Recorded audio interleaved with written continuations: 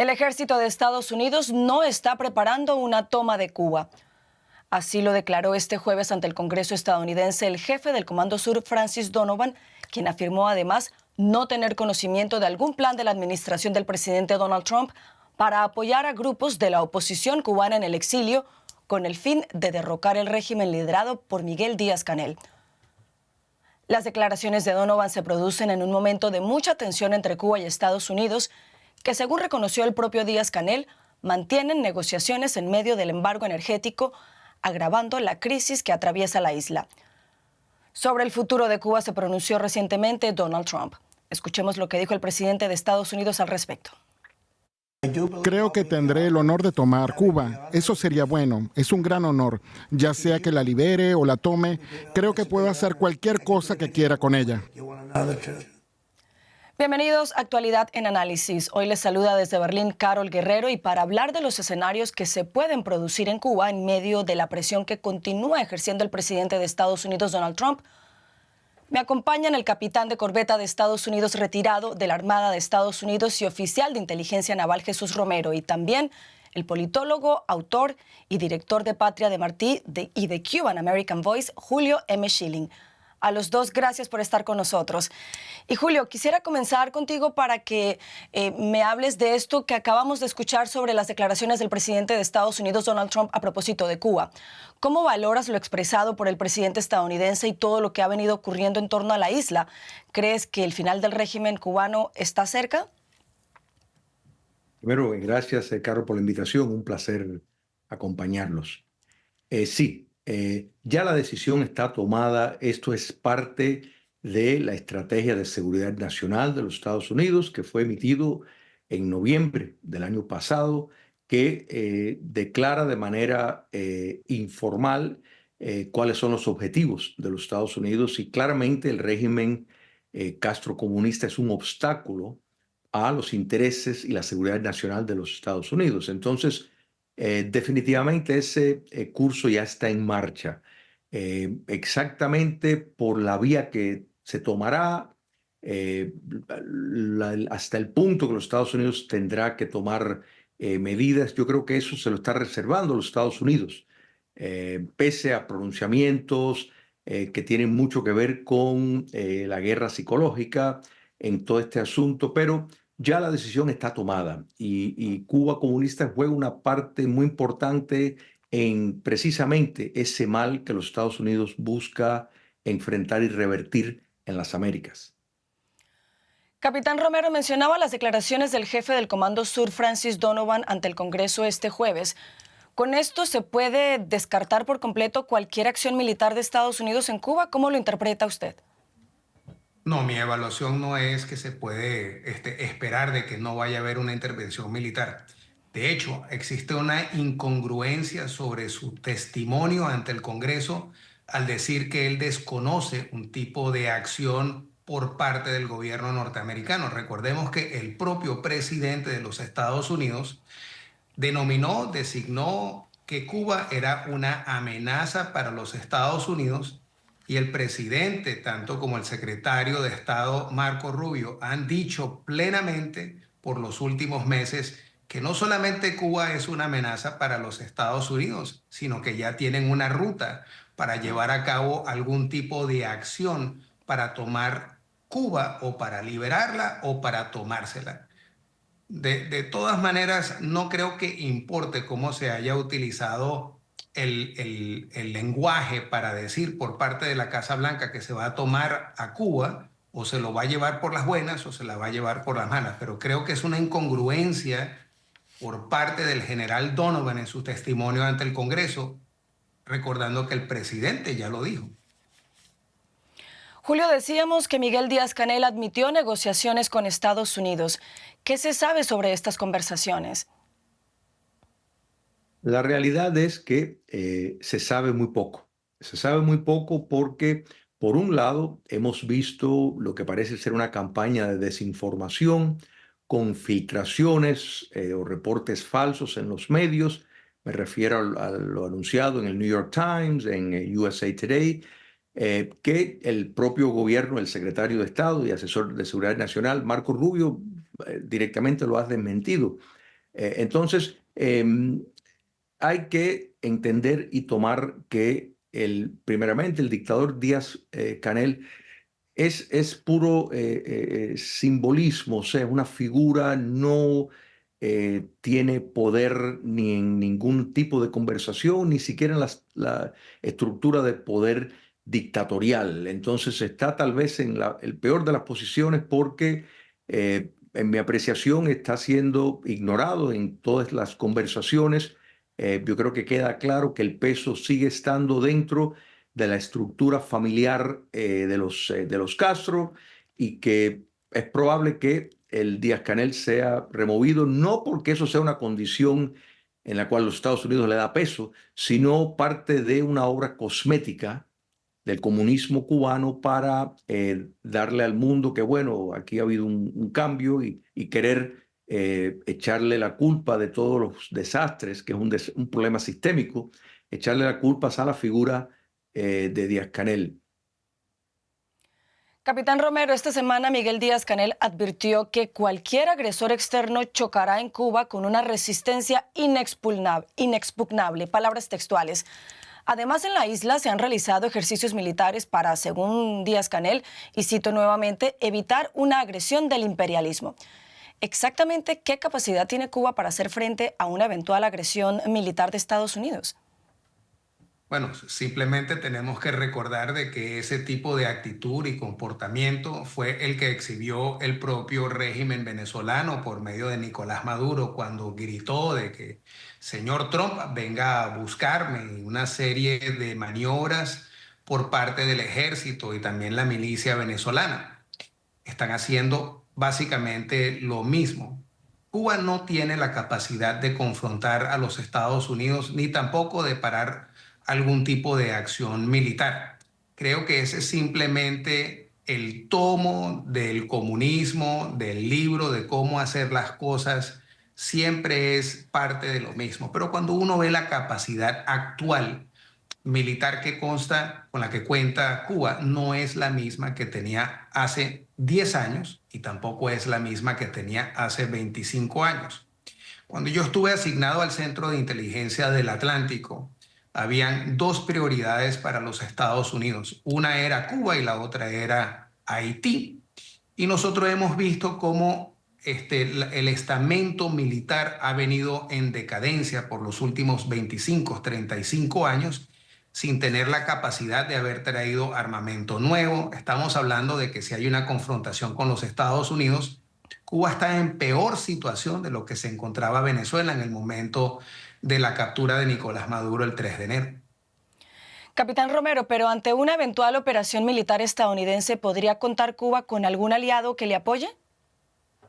Yo no creo que eso va a ser posible porque las actividades y acciones del gobierno norteamericano siempre han sido para bloquear cualquier tipo de acción por parte de un segundo o tercero país. Eso lo hemos visto en el conflicto en Irán, lo hemos visto en Venezuela. Y mi evaluación es, luego de haber servido 37 años en el gobierno, que hay una definición sumamente diferente por parte de la administración del presidente Trump a comparación con gobiernos antepasados. Julio, el secretario del Tesoro de los Estados Unidos, Scott Bessent, afirmó que en Cuba habrá un cambio de régimen a cámara lenta. ¿Hay señales o pistas de cómo tendría lugar ese cambio de régimen?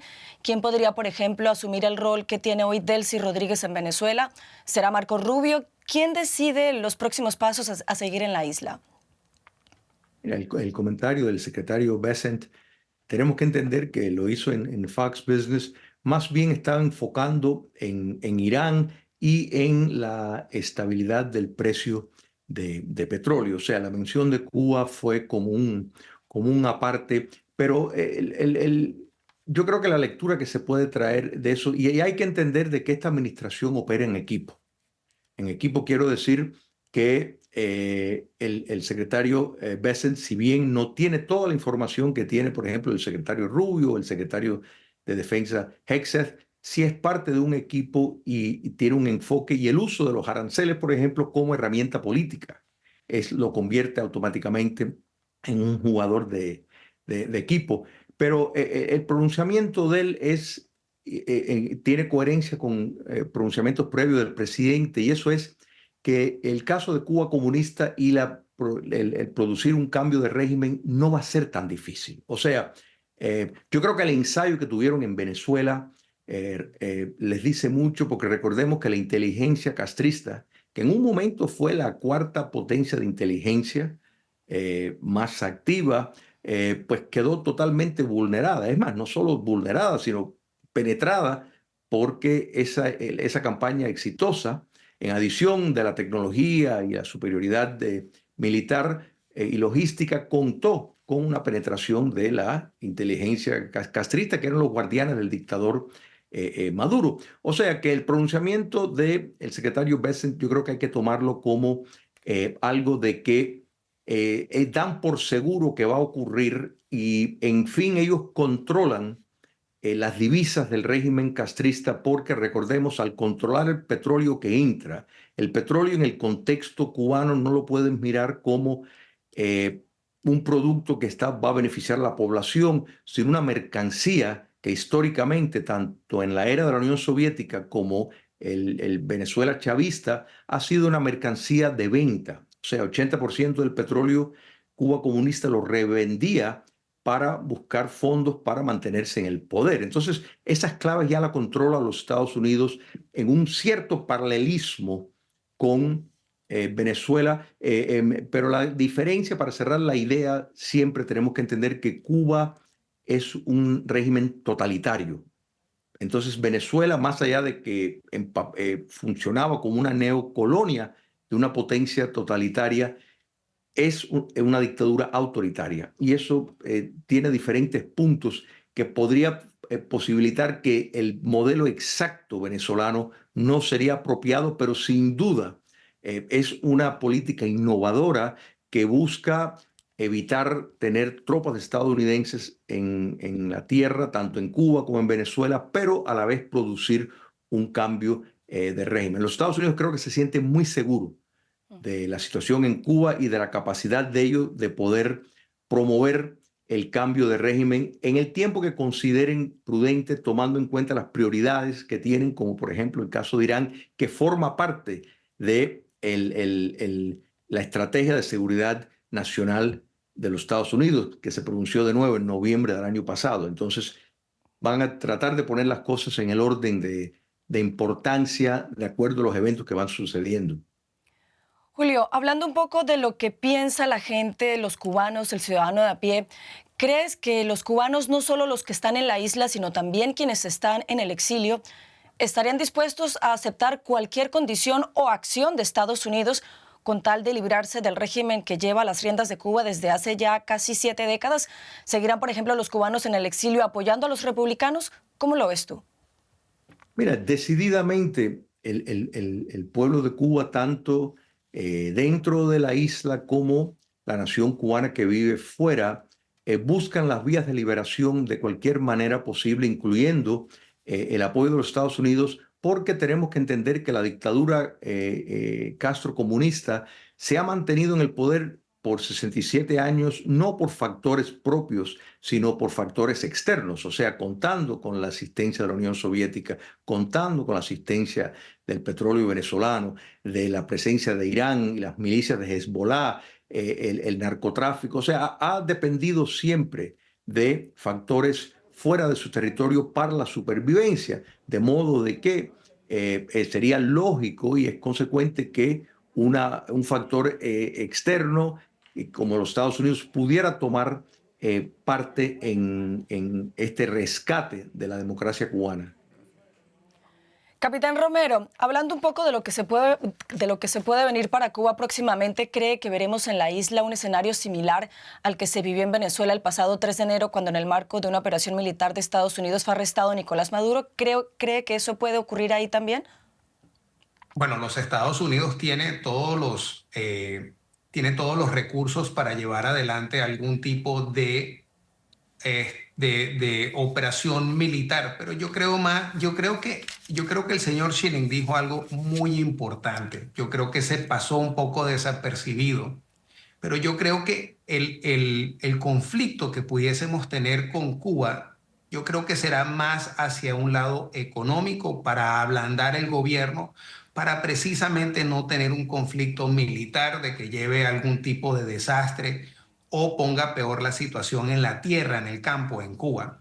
Pero los Estados Unidos cuentan con todos los recursos necesarios militares para llevar adelante cualquier tipo de opción que tenga sobre la mesa el Departamento de Guerra. Una de las cosas que ya está llevando adelante es la presencia de recursos de inteligencia que hayan sobrevolado sobre el mar internacional, enfocado con lo que estaría pasando adentro de Cuba. También hemos visto el tránsito de submarinos nucleares por el estrecho de Florida, que nos llama la atención justamente cuando se está hablando de lo que está sucediendo en Cuba. Lo que peor, el peor de las situaciones que pudiésemos ver, que creo que es uno de los contingentes militares, es que si hay algún tipo de conflicto que se trate de llevar al cambio del régimen en Cuba, que no se precipite una acción humanitaria. O sea, que veamos algo como lo que vimos en el principio de los 80s, donde empiezan a salir miles y cientos de miles de cubanos, lo que agravaría la situación para poder tener un cambio de transición un poco más tranquilo. Julio, desde hace ya un buen tiempo venimos hablando de apagones en Cuba y la crisis se agudiza día a día. El desespero de la población además ha generado protestas en la isla. ¿Crees que a pesar de la dura represión del régimen seguiremos viendo este tipo de manifestaciones en Cuba? Sí, sí, lo vamos a seguir viendo. Y para poner todo en un contexto, la realidad es que la destrucción de Cuba empezó desde el 1 de enero de 1959 y progresivamente ha ido empeorando. Lo de los apagones, por ejemplo, ya lleva unos cuantos años, que ha sido una cuestión que ya entre los cubanos, más bien en vez de decir los apagones, es cuando está la luz, o sea, las escasas horas que hay de luz. Quiere decir que esto es un problema sistémico, es un problema de la priorización, porque a medida que, o sea, al mismo tiempo que estamos viendo lo que está pasando en Cuba, del enorme desastre, empresas ligadas al poder dictatorial cubano como Gaesa tienen, por ejemplo, en bancos en Panamá más de 18 mil millones de dólares sentados ahí en reservas. Y Panamá no es el único lugar donde hay dinero, empresas paraestatales castristas. Las hay en Londres, las hay en Canadá. Entonces, quiere decir que ese dinero lo pudieran utilizar para buscar entrar ayuda humanitaria y haber arreglado si el problema se tratara de una deficiencia de infraestructura netamente. Lo que pasa es que no es una prioridad para la dictadura cubana, es la prolongación en el poder y el beneficiar a un puñado de personas. Pero el punto que tú haces, Carol, es muy importante, o sea, que señalas a él, y eso es las manifestaciones que estamos viendo. Los otros días vimos cómo se entró y a la sede del Partido Comunista en Cuba, en Morón, prácticamente se trató de encender el local, se encendió muchos artículos dentro. Casi todos son jóvenes nacidos bajo el comunismo, lo que están pidiendo libertad, no están pidiendo relajación del embargo o el fin del bloqueo energético, están pidiendo libertad. Y eso en una sociedad cerrada como la cubana lleva un enorme costo yo creo que no solo el 11 de julio, sino el largo calvario del presidio político cubano lo demuestra, y así todos están saliendo y están pidiendo claramente libertad, demostrando un nivel de concienciación extraordinario a pesar de ser una sociedad totalitaria. O sea, creo que las condiciones están dadas, incluso no solo en la nación cubana, fuera del territorio, sino dentro, para un cambio profundo, integral de régimen en Cuba. Capitán Romero, mientras hablamos de la situación en Cuba, la guerra en Irán continúa. ¿Cree que lo que ocurra en este conflicto en Oriente Medio puede repercutir de alguna manera en el plan de Estados Unidos hacia Cuba? Por supuesto, tiene efectos ahora mismo en el cual pudiese generarse un tiempo en el cual no se lleve adelante las acciones necesarias para poder producir el cambio adentro de Cuba.